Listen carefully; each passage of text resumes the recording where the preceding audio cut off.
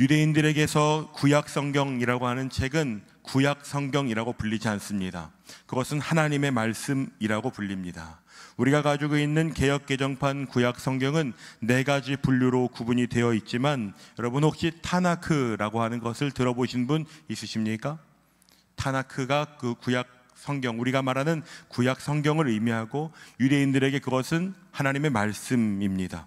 타나크라고 하는 것은 TNK의 약자를 하나씩 따서 그것을 가지고 붙인 이름입니다. 타나크의 T는 토라, 그리고 N은 네비힘이라고 하는 선지서, 그리고 케투빔이라고 하는 성문서, 이렇게 3가지의 구분으로 유대인들이 보는 성경은 구성이 되어 있습니다. 토라는 여러분 잘 아시는 모세오경입니다. 유대인들에게 원래 모세오경은 한 권의 책으로 되어 있었습니다. 그것이 나중에 후대에 편집하면서 5권으로 나눈 것이 우리가 가지고 있는 모세오경입니다. 그래서 유대인들에게 하나님의 말씀이 무엇인가요? 라고 물으면 그 사람들이 어떤 선호나 정치적인 성향이나 그들의 종교적인 어떤 것과 상관없이 그래도 모세오경은 하나님의 말씀이라고 대부분의 사람들이 인정합니다. 2번째 분류는 선지서입니다. 여러분 잘 아시는 여호수아, 사사기, 사무엘, 열왕기서, 이사야와 같은 책들, 그런 모든 책들이 이 선지서 안에 들어 있습니다. 마지막은 성문서 혹은 문서들이라고 분류되는 것입니다. 여러분 참 좋아하시죠? 시편, 잠언, 이런 책들을 뿐만 아니라 그 가운데에는 이스라엘 백성들이 가지고 있는 중요한 5절기에 있는 책들이 포함되어 있고, 그리고 3명의 인물과 역대기라고 하는 책이 등장합니다. 왜 제가 이 이야기를 할까요? 그 3명의 인물 가운데 누가 포함되어 있을까요? 아무런 생각이 없으신가요? 느헤미야라고 하는 사람이 그 가운데 포함되어 있는 사람 중에 하나입니다. 그러니까 이 느헤미야라고 하는 사람은 꽤 의미 있는 인물입니다. 수많은 다른 성경에 등장하는 인물들 가운데, 그래서 누가 하나님의 말씀을 따라 살았는데? 라고 누군가 물어본다면 그 사람 있잖아, 느헤미야라고 말할 만한, 그런 모델이 될 만한 사람, 그 사람이 바로 느헤미야입니다. 그러니까 모세오경이라고 하는 토라, 하나님의 말씀, 이스라엘이여 들으라 라고 하시는 그 구절로부터 펼쳐진 이 하나님의 말씀은 이스라엘 백성들이 하나님을 경외하는 하나님께 속한 하나님의 백성들은 마땅히 어떤 기준과 어떤 방식으로 어떤 가치를 추구하며 살아야 하는지 그 기준과 원리를 제시해주는 내용입니다. 그러니까 하나님께서 우리에게 무엇을 원하시는지를 알고 싶으신 분들은 모세오경을 정말 깊이 읽으셔야 합니다. 내가 믿는 하나님, 내가 믿는다고 고백하는 그 하나님이 무엇을 원하시는지 여러분 궁금하지 않으시다면 좀 심각합니다. 가끔 제가 집에 갈 때 뭔가를 사가지고 갈 때가 있어요. 그럼 아내가 이걸 좋아하겠지라고 해서 사갑니다. 어떨 때는 그 코드가 맞을 때도 있고 어쩔 때는 전혀 맞지 않은 때도 있죠. 그래서 요즘은 무언가 원하는 게 분명할 때 사갑니다. 왜냐하면 원하지 않는 것을 받는 것만큼 곤욕이 없잖아요. 우리가 하나님을 믿는다고 하는데 하나님이 무엇을 기뻐하시고 무엇은 기뻐하시지 않는지 모르면서 열심히만 하는 것은 여러분 곤란합니다. 그러니까 이 하나님의 말씀, 이스라엘 백성들에게, 하나님의 백성들에게 하나님께서 자기 자신이 무엇을 기준으로 세우셨는지, 하나님은 어떤 성품을 가지신 분이신지, 하나님이 세우고자 하시는 나라는 어떤 나라인지를 알고 싶으시면 반드시 모세오경을 읽으셔야 합니다. 그리고 그 다음에 있는 선지서는 그래서 하나님의 말씀, 그것을 어떻게 살아가게 가르칠 것인가에 대한 고민이 담겨 있습니다. 약간 지금 좀 분위기가 별로 안 좋으시죠? 이대로라면 구약을 다 읽어야 될 것 같은 느낌이 그렇습니다, 여러분. 그래서 한번 남은 9월, 10월, 11월, 12월 동안 구약을 한번 읽어보세요. 오혜원 목사님이 하시는 교육과정을 한번 들어가 보세요. 성경을 한번 읽어보시라고요. 어떻게 그 말씀을 따라 살아갈 수 있나를 알고 싶으신 분들은 선지서를 보셔야 합니다. 그리고 마지막은 그래서 그 말씀을 따라 살아가는 사람들은 어떤 복을 혹은 어떤 하나님의 진노를 만나나, 그러니까 시편이 거기에 담겨 있는 것입니다. 그러니까 잠언 말씀이 너희는 여호와를 경외하라고 가르치고 있는 것입니다. 그렇다면 에스라, 느헤미야, 다니엘이 여기 있는 이유는 뭘까요? 그렇게 살았던 사람들의 모델을 좀 보여주고 싶은 것이죠. 여러분 인생이 여유로우십니까? 계획대로 흘러가나요? 내 예상한 대로 내일은 이 정도만 힘들면 좋겠다. 그런데 그게 저는 제 예상과 같았던 날은 별로 없는 것 같아요. 그런 가운데 그러면 그 내 마음 같지 않은 인생을 만난 사람들, 그 대표적인 사람이 바로 느헤미야입니다. 다니엘 같은 사람입니다. 그런 사람들이 어떻게 살았는지를 여러분 한번 읽어보시면 여러분에게 참 도움이 될 것 같습니다.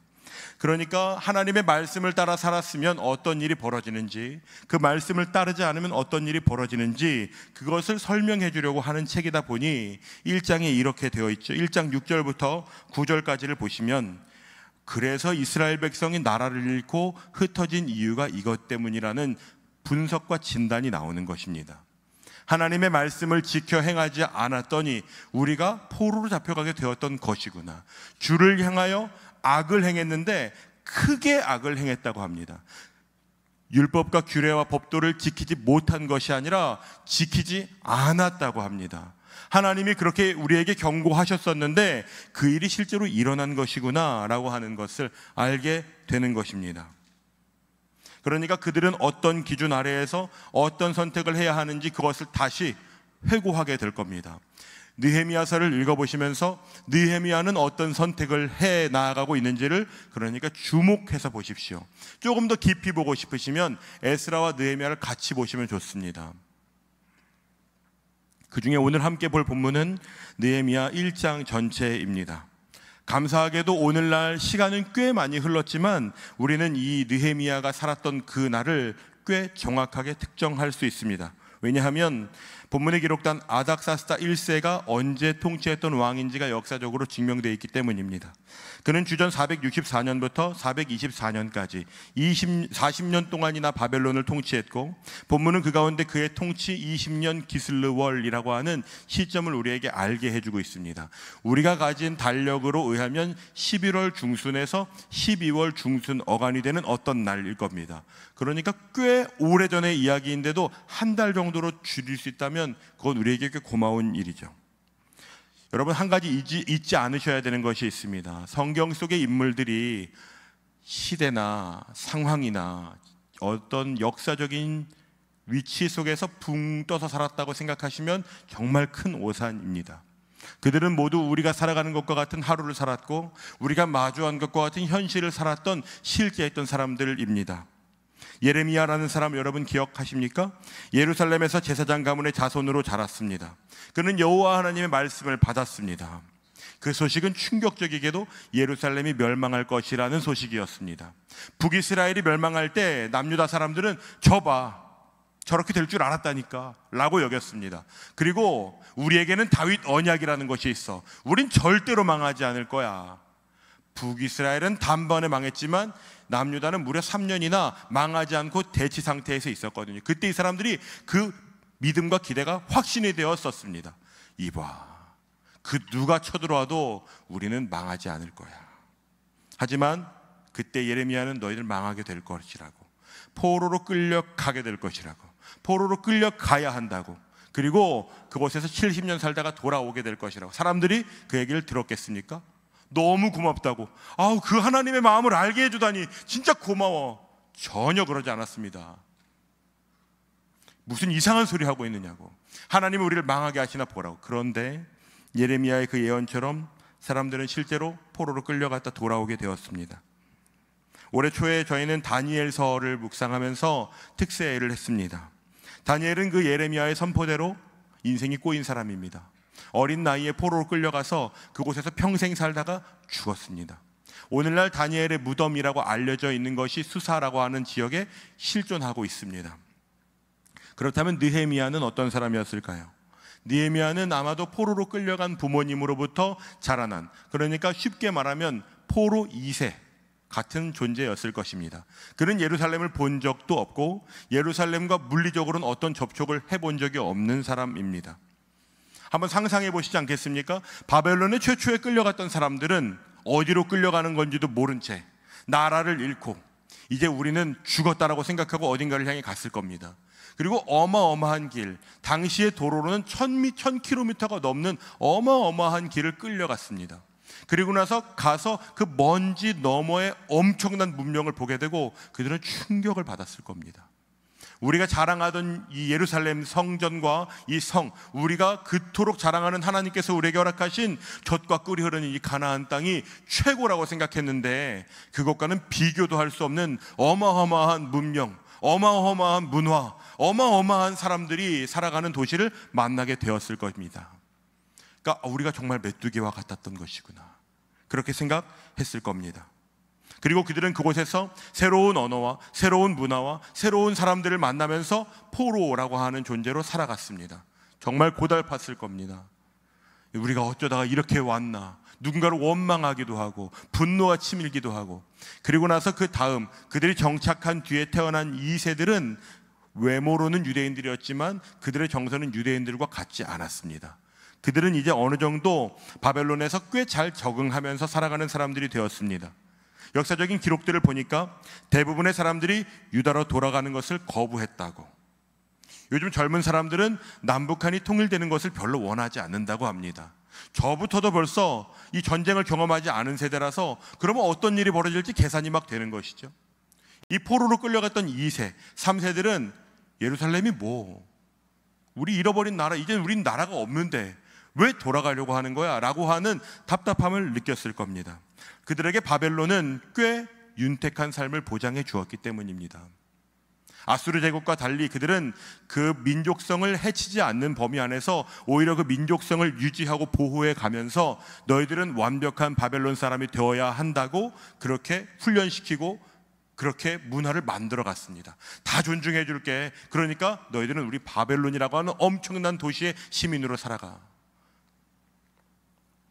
요세푸스는 이렇게 기록했습니다. 바벨론에 머물던 유대인들 중에서 10에서 30%만이 예루살렘으로 돌아갔다. 그러니까 어마어마한 숫자는 여전히 그 페르시아라고 하는 제국의 통치 아래서 바벨론이라고 하는 엄청난 나라에서 살아갔을 것입니다. 오늘 본문 1장 1절의 배경은 이미 느부갓네살이라고 하는 왕이 예루살렘 성벽을 파괴하고 140여 년이 지났을 때입니다. 스룹바벨과 세스바살이라는 사람들을 중심으로 첫 번째 귀향민들이 5만 명에 조금 미치지 않는 어마어마한 숫자가 예루살렘에 돌아온 지도 90년이라는 시간이 지난 때입니다. 예루살렘 성전이 무너지고 성벽이 불탄 것은 주전 586년입니다. 그리고 오늘 본문의 1절은 아까 말씀드린 것처럼 주전 445년입니다. 시간이 이미 꽤 흘렀습니다. 올해 초에 서울시에서 미 의회도서관이 소장하고 있었던 어떤 사진들을 좀 공개했습니다.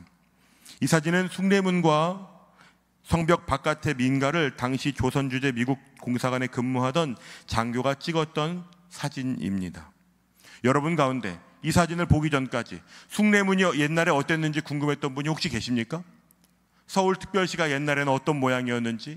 가끔 유튜브에 보면 1970년대 신촌 로터리를 보여주는 유튜버가 있습니다. 사진을 복원해가지고요. 그보다 훨씬 더 오래된 적. 그러니까 어떤 오늘을 사는 사람이 140여 년 전에 숭례문이라고 하는 곳을 관심을 가지는 건 자연스러운 일이 아닙니다. 그건 무언가 계기가 있어야 하고 무언가 연관성이 있어야 하는 것입니다. 느헤미야는 포로로 끌려간 사람이 아니라 그곳에서 태어난 사람, 그곳의 문화가 익숙한 사람, 그곳에서 문화와 언어를 배운 사람, 심지어 그는 지금 3대 도시 중에 하나인 수산궁이라는 곳에서 머물고 있습니다. 아마도 그러니까 그는 그의 부모님으로부터 우리가 포로로 끌려왔지만 우리에게는 예루살렘이라는 고향이 있어, 우리에게는 하나님이 우리에게 허락하셨던 땅이 있어, 우리 조상들이 하나님의 말씀을, 하나님의 가르침을, 하나님의 법도와 율례와 규례를 지키지 않아서 우리는 오늘 여기에 오게 된 거야 라는 것을 알게 되었을 겁니다. 부모는 그것을 가르쳤을 것이고 느헤미야는 그것을 마음으로 품게 되었을 것입니다. 그러던 그가 한 무리의 사람들, 같은 혈통, 같은 언어를 쓰는 형제들을 만난 장면이 2절에 등장합니다. 함께 읽어보시지 않겠습니까? 내 형제들 가운데 하나인 하나니가 두어 사람과 함께 유다에서 내게 이를 얻기로 내가 그 사로잡힘을 면하고 남아있는 유다와 예루살렘 사람들의 형편을 물은즉. 본문을 잘 읽어보십시오. 하나님 일행이 먼저 찾아와서 예루살렘에 어떤 일이 일어난 줄 아세요? 라고 물어본 것이 아닙니다. 자신의 동포, 형제들이 예루살렘에 갔다가 왔다는 이야기를 듣자마자 이 느헤미야가 달려간 것입니다. 그리고 유다와 예루살렘, 그 남아있는 우리의 동포들의 형편을 물어보는 것이죠. 지금 느헤미야가 무엇에 관심을 두고 살아가는지 아십니까? 제 친구 중에 미국 애틀란타에서 목회하는 친구가 있습니다. 그런데 종종 애틀란타에서 어떤 사건, 사고가 벌어졌다고 하면 제가 연락하고 싶은 마음이 들어요. 굉장히 넓은 지역이죠. 제가 필리핀에 살 때 필리핀 마닐라에 엄청난 태풍이 몰려온 적이 있습니다. 그때 한국에서 저를 아는 사람들이 저한테 얼마나 많이 연락했는지 몰라요. 괜찮아? 우리 동네는 비가 안 오는데. 괜찮냐고. 그러니까 지금 그건 관심이 있어야 되는 겁니다. 아, 내가 아는 누군가가 거기에 있지. 내가 아는 누군가가 지금 거기에서 어려움을 당하지 않았을까. 그러니까 느헤미야는 지금 그 마음과 관심이 나의 잃어버린 조국, 나의 동포들, 우리의 민족의 우리 남은 자들에게 관심이 있는 것입니다. 그는 지금 바벨론 수산궁에서 살고 있습니다. 그곳에서 살면서 꽤 윤택한 삶을 살았을 것입니다. 그러니까 누군가를 굳이 챙기지 않아도, 기억하지 않아도 자신의 인생에 별로 어려울 것이 없는데도 지금 그는 그것을 마음에 품고 살아가고 있습니다. 비록 그가 처한 현실은 바벨론의 포로의 후손으로 살아가는 것, 이미 나라를 잃어버린 백성, 끌려가서 부모님이 거기에 끌려와서 그곳에서 태어난, 자신이 선택한 것도 아니고 무언가 대단한 변화를 일으킬 만한 가능성도 없는 그런 곳에서 살아가고 있지만 그의 정체성은 지금 하나님의 백성, 우리 민족에 있습니다. 느헤미야라고 하는 이름의 뜻이 무엇인지 아십니까? 그 뜻은 여호와께서 위로하신다라고 하는 뜻입니다. 부모가 자녀의 이름을 지을 때 아무런 이름을 대충 짓지 않습니다. 청년부에 최근에 자녀를 출산하신 가정이 있는데 저희가 꽤 여러 이름으로 유혹해봤거든요. 흔들리지 않습니다. 백산수, 백두산 어때요? 백두산 전혀 흔들리지 않습니다. 그리고 분명한 딱 고든 게 있더라고요. 느헤미야라는 이름을 지을 때 그 부모가 대충 지었겠습니까? 하나님의 위로가 필요한 시대에 느헤미야는 그것을 이것이 하나님이 나를 향한 기대하심이 아닐까라고 품으면서 살아가는 사람이었습니다. 그러니까 남들은 별로 관심을 가지지도 않는, 그 사람들 왜 예루살렘까지 갔다 왔대? 누군가는 뭐 사서 고생을 한다는 그런 이야기들을 할 때 쫓아가서 물어보는 것입니다. 그 마음을 여러분 지키는 것이 중요합니다. 여러분 가운데 종종 저 옛날에 그래도 찬양팀도 했고, 저 옛날에는 교회에서 봉사도 했었고, 저 옛날에는 그래도 선생님도 했었고, 그런데 그것이 과거에 머물러 있는 분들이 많습니다. 그 마음을 지키는 것이 중요합니다. 나는 무엇을 위해 존재하는 사람인가? 하나님은 나에게 무엇을 기대하시나?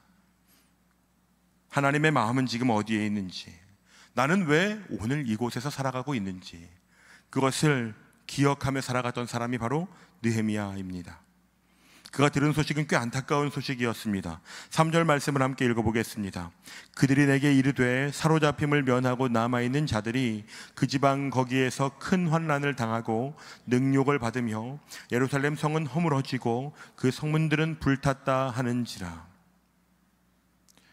느헤미야에게 전해진 소식은 충격적인 것이었을 겁니다. 포로로 끌려오지 않으면 괜찮은 것이 아니었습니다. 나라가 없어지면 그 누구도 돌보아 주지 않습니다. 교회, 교육, 사회, 경제 체제가 다 무너져 버리고 마는 것이죠. 민족성이라는 것 하나 가지고는 그것이 유지되지 않는 것입니다. 치안이 무너져 버렸을 것입니다. 사람들의 일상이 다 깨어져 버린 그 가운데에서 자신의 동포들이 살아가고 있는 것입니다. 어떤 사람들은 성과 성문들은 어땠는지가 궁금했을 겁니다. 그런데 느헤미야는 지금 그것을 먼저 묻지 않았습니다. 우리의 동포들은 어떻게 된 것입니까? 유다와 예루살렘 사람들의 형편은 지금 어떻습니까? 그렇게 물어보고 있는 가운데 아주 안타까운 소식이 계속해서 전해지는 것입니다. 동포들이 능욕을 당하고 어려움을 당하고 있습니다.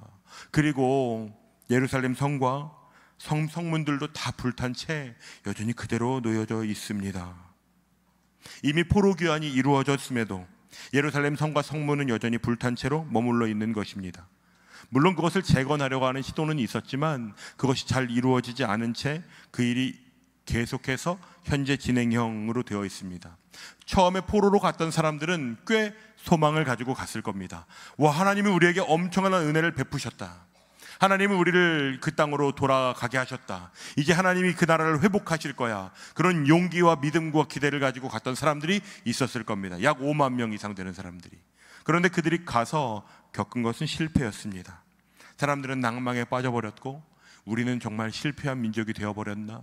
라고 하는 절망감에 휩싸여 있었습니다. 그런데 그것을 엄청나게 멀리 떨어진 곳에서 느헤미야가 절절하게 그 마음을 느끼고 있는 것입니다. 4절과 5절 말씀을 보십시오. 느헤미야가 이 소식을 듣고 온몸에 힘이 다 풀려버렸습니다. 주변에서 느헤미야를 알던 사람들은 어쩌면 이렇게 반문했을 겁니다. 뭐 굳이 그렇게까지 어려워하느냐고. 너는 감정을 너무 이입하는 편이야. 그 정도로 감정이입 안 해도 돼. 여기에서 너나 잘 살아. 그게 너에게 해야 할 일인지도 몰라. 그런데 느헤미야는 그럴 수 없었습니다. 어쩌면 느헤미야는 하나님의 성벽과 예루살렘 성전이 회복되고 있지는 않을까? 우리 나라가 어느 정도는 좀 회복되고 있지 않을까? 시간이 꽤 오래 지났는데 와 같은 기대를 하고 있었던 것 같습니다. 그게 회복되면 우리 민족들이 회복되고 우리가 언젠가는 그 땅으로 돌아가게 되지 않을까? 하나님의 영광이 다시 우리에게 임하는 그날이 우리에게 돌아오지 않을까 하는 기대가 무너져버린 것이었습니다.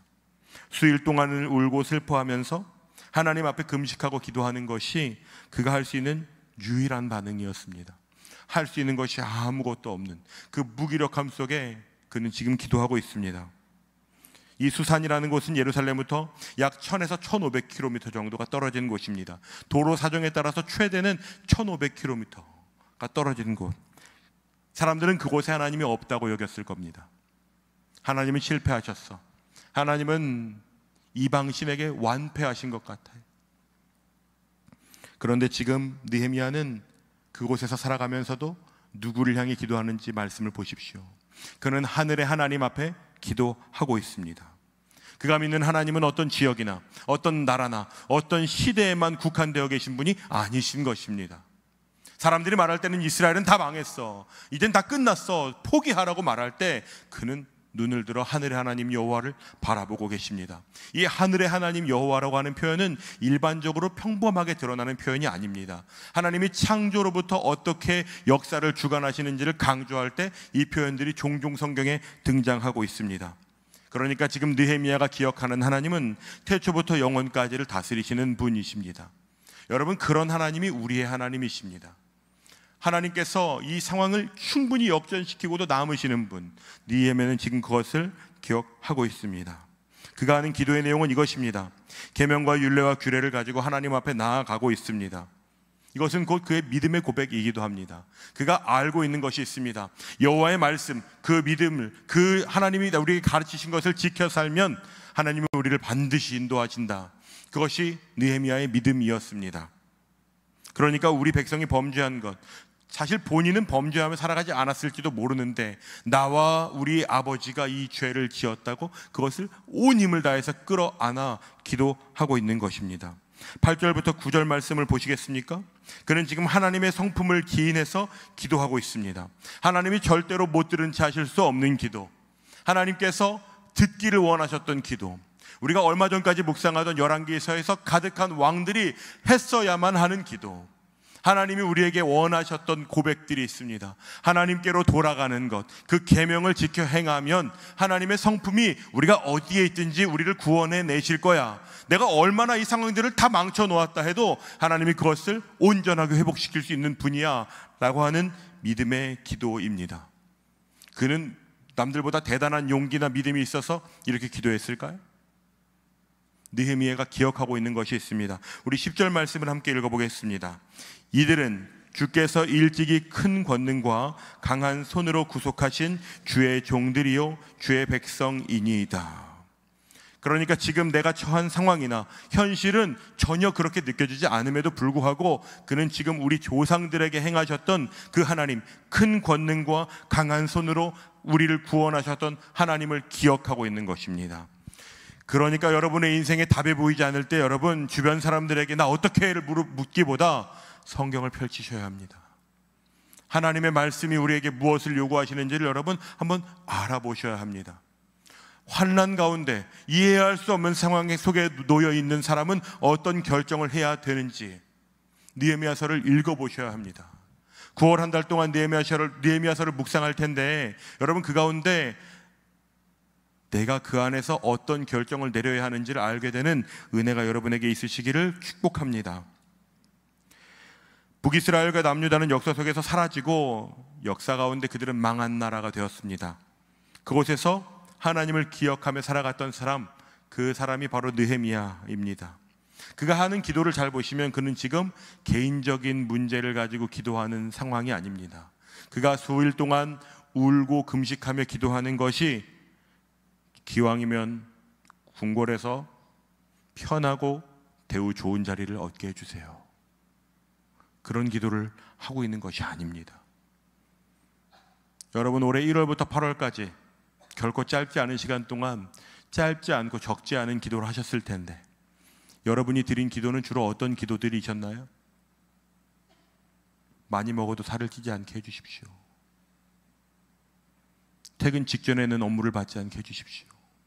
교수님의 눈이 멀어서 나의 논문이 아름답게 보이고 내가 하는 발표가 나는 비록 절었지만 사람들의 마음에 감동이 돼요. 좋은 학점을 받도록. 어떤 회사도 괜찮으니까 부처만 주시면 뭐라도 하겠다고. 그리고 주일원에 나오지 않는 겁니까? 수많은 사람들이, 그리스도인들이 하나님께 드리는 기도가 사실은 그것을 열어보면 다른 종교가 다른 신들에게 구하는 기도와 별반 다르지 않을 때가 많이 있습니다. 내 꿈과 내 소망과 내 기대와 내 노력이 이루어지기를 위한 기도. 느헤미야가 오늘 하고 있는 기도는 그 기도의 본질적인 목적은 하나님의 성품대로 하나님의 약속이 이루어지는 것입니다. 그러니까 지금 그의 관심은 궁궐에서 어떻게 하면 조금 더 편안하고 잘 살지, 그것이 아니었습니다. 하나님의 백성들이 어떻게 살아가는지, 마땅히 온 땅에 드러나야 하는 하나님의 영광이 지금 이 모양 이 꼴이 된 것이 그에게는 분노의 영역이었을 겁니다. 하나님은 고작 이런 취급받아야 할 분이 아닌데 그 하나님의 영광이 다시 드러나야 하는 일, 그것을 곧 나의 형편으로 여기며 살아가는 것이 느헤미야가 기도하게 되는 아주 본질적인 목적입니다. 내가 누구인지, 하나님은 지금 그 마음을 어디를 향하고 계시는지, 하나님이 지금 이루고자 하시는 하나님의 약속이 여전히 이루어지고 있지 않은 것은 무엇인지, 그것이 나를 통해서 이루어지기를 원하신다면 그것을 기억하고 그것을 내 삶으로 끌어안는 일, 그것이 지금 느헤미야가 살아가고 있는 삶의 동기입니다. 그리고 그때 11절이 이렇게 기록되는 것이죠. 우리 11절의 상반절만 먼저 읽어보겠습니다. 주여 구하오니 귀를 기울이사 종의 기도와 주의 이름을 경외하기를 기뻐하는 종들의 기도를 들으시고 오늘 종이 형통하여 이 사람 앞에서 은혜를 입게 하옵소서 하였나니. 이것만 딱 떼서 보면 목사님, 느헤미야도 결국은 출세를 위해 기도한 거 아닙니까? 그런 오해를 하실 만하겠죠. 그런데 느헤미야가 그 기도한 것이 이 내용이 전부가 아니지 않습니까? 그가 지금 자신의 민족들의 어려움과 아픔을, 하나님의 영광이 드러나야 함이 마땅한데 그것이 드러나지 못하고 있음을, 그것은 우리 백성들이 하나님의 말씀과 율례와 규례와 법도를 지키지 않아서 일어난 일, 그래서 그것을 하나님 좀 회복시켜 주십시오. 그 일을 위해서 나를 좀 사용해 주십시오. 제가 그 일을 위해 이 사람, 내 눈앞에 있는 왕, 온 땅을 통치하는 것과 같은 절대적인 힘을 가진 이 왕에게 은혜를 입게 해달라고 기도하고 있습니다. 그리고 11절의 마지막은 이렇게 기록되어 있죠. 함께 읽어보겠습니다. 그때에 내가 왕의 술관원이 되었느니라. 그러니까 여러분, 그때의 느헤미야가 왕의 술관원이 된 것은 남들에게는 어느 좋은 자리 같다 할지 몰라도 느헤미야에게는 그렇지 않았을 겁니다. 기도한 사람에게 이것은 역전의 시작이 되는 것이죠. 하나님은 어떤 일을 일으키시려고 하시나? 하나님은 나에게 왜 이 일을 맡기셨나? 당시의 왕의 술관원은 단지 술을 따르는 시중 같은 것이 아니었습니다. 왕이 무엇을 마시고 왕이 어떠한 대접을 받을지를 결정할 수 있는 사람, 심지어 왕 앞에서 저 사람은 왕에게 가까이 할 수 없으면 그 사람을 물리칠 수도 있는 꽤 자율적인 권한을 가졌던, 그리고 왕이 신임하는 사람이었어야만 그 자리에 앉을 수 있는 것입니다. 그러니까 여러분, 느헤미야가 대충 살았다고 생각하시면 오해입니다. 하나님을 믿지 않는 사람들이 보기에도 너는 뭐가 달라도 다르구나 할 만한 사람, 그리스도인은 그렇게 살아야 하는 것입니다. 여러분, 교회에서는 좋은 그리스도인으로 사는 것 같은데 정작 교회 문 밖으로 나아가면 그 어떤 사람보다 세속적이고 그 어떤 사람보다 이기적으로 사는 것은 여러분 부끄러운 일입니다.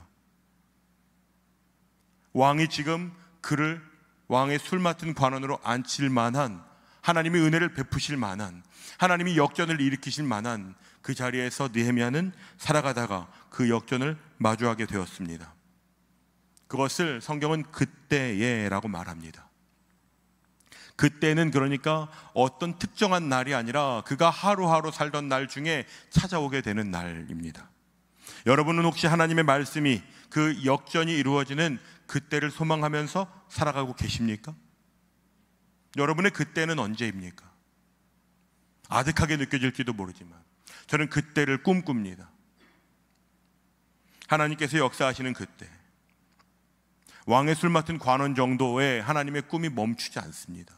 느헤미야는 지금 하나님이 어떤 일을 일으키실지 전혀 상상도 하지 못한 채 단지 답답함만 있을 뿐입니다. 그런데 하나님은 그 답답함을 넘어서서, 그의 보직을 바꾸는 것을 넘어서서 내일 묵상할 본문을 보십시오. 하나님이 어떤 역전을 일으키시는지 상상도 할 수 없는 일을 일으키시는 분이십니다. 하나님의 계획은 단지 그의 삶을 변화시키시는 것 정도가 아니라 느헤미야라고 하는 한 사람, 그리고 그와 함께 하나님을 경외하는 사람들을 통해서 이스라엘 백성들과 예루살렘을 회복시키시기를 원하십니다. 그 어그러지고 그 끊어지고 훼손되어 버리고 상해버리고 불타버린 그 하나님의 영광스러운 약속을 다시 회복시키기를 원하십니다. 우리는 앞으로 그것이 어떻게 이루어질지를 매일 묵상하게 될 겁니다. 그러니까 9월 한 달 동안 정말 좀 힘써서 묵상해 보시기를 도전드립니다. 때로는 예상치 못한 반대를 만나게 되더라도 느헤미야에게는 그 분명한 하나님의 역전이 그의 소망과 꿈이 되었습니다. 그는 그것을 붙들고 살아가는 삶이 되었습니다.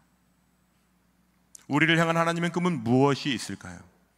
여전히 이루어지지 않고 하나님께서 완성해 가고 계시지만 그 완성해 가고 계시는 과정 가운데 살아가고 있는 우리가 꿈꿔야 하는 것이 있지 않습니까? 저는 그것을 꿈꿉니다. 그때가 내 인생에도 찾아오기를 기대합니다. 그리고 그날을 소망하며 살아가고 있습니다. 오늘 우리가 듣고 접하게 되는 뉴스와 소식들을 보면 그런 일은 전혀 일어날 것 같지 않고, 하나님은 일하시는 것을 멈추신 것만 같고, 주의 몸된 교회의 영광이 다 빛이 발해버린 것 같아 보여도 하나님께서 반드시 완성하실 그 나라, 영원한 하나님의 나라, 우리 주 예수 그리스도께서 다시 오셔서 완성하실 그 나라를 꿈꾸며 살아가는 사람들이 오늘 필요합니다.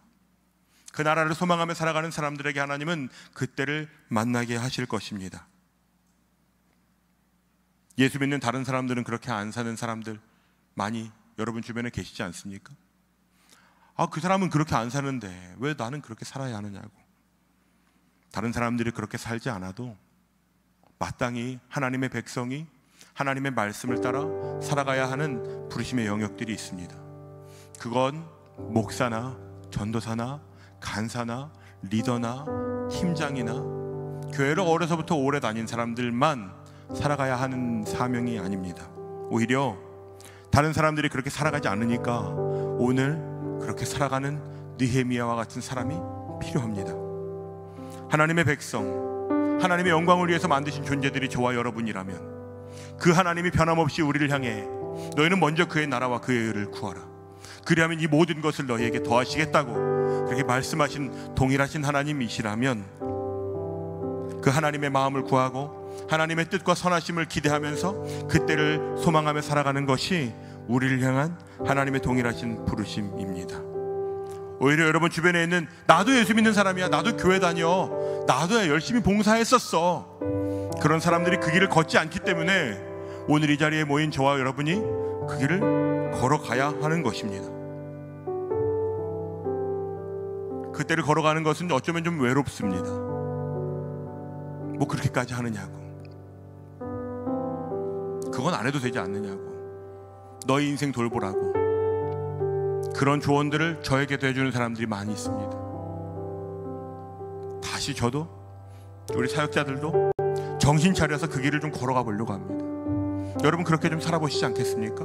하나님의 뜻과 계획이 이루어지는 일, 내가 어느 자리에서 어떤 역할을 감당하더라도 나의 관심과 소망이 오직 그 하나님의 뜻과 계획이, 영원하신 하나님의 나라가 이루어지는 일, 그 일을 위하여 하나님이 나를 그곳에 보내셨다면 나의 그때를 기다리며 나에게 마주하시는 상황 속에 하나님이 역전을 일으키시는 분이시라는, 우리가 찬양으로만 주는 길을 만드시는 분이라고 노래만 하는 것이 아니라 그 길이 나의 삶을 통해서 드러나는 일이 저와 여러분 가운데 이루어지는 그런 새로운 한 달이 되시기를 주님의 이름으로 축복드립니다.